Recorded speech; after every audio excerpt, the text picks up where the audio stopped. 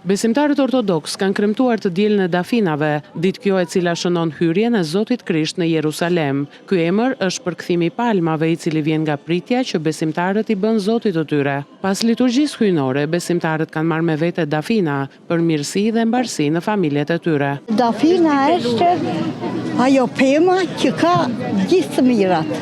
Të sjellë shëndet, të sjellë mbarësi, të sjellë. Sot është pashke pare kemi neve. Edhe gëzuar e gjithë të mira Zotit na jap shëndet, mbarësi. Sot është e diela e Dafinave, është dita kur Jezu Krishti hyri në Jeruzalem.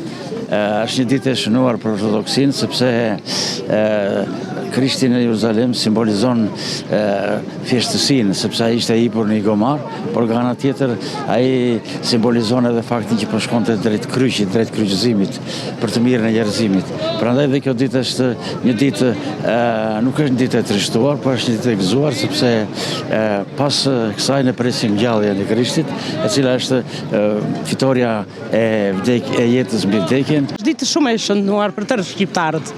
Gëzuar gjithë të mirat shëndet. E dila e Dafinave shënon edhe nisjen e javës së madhe të Pashkës ortodokse, e cila është një nga festat më të mëdha dhe më të rëndësishme të besimit ortodoks. Përpara festimit të Pashkës, besimtarët ortodoks do të festojnë të njëjtën e madhe, që është darka e fundit e Krishtit, të premten e zezë dhe ngjalljen në të gdhirë të së dielës së ardhshme.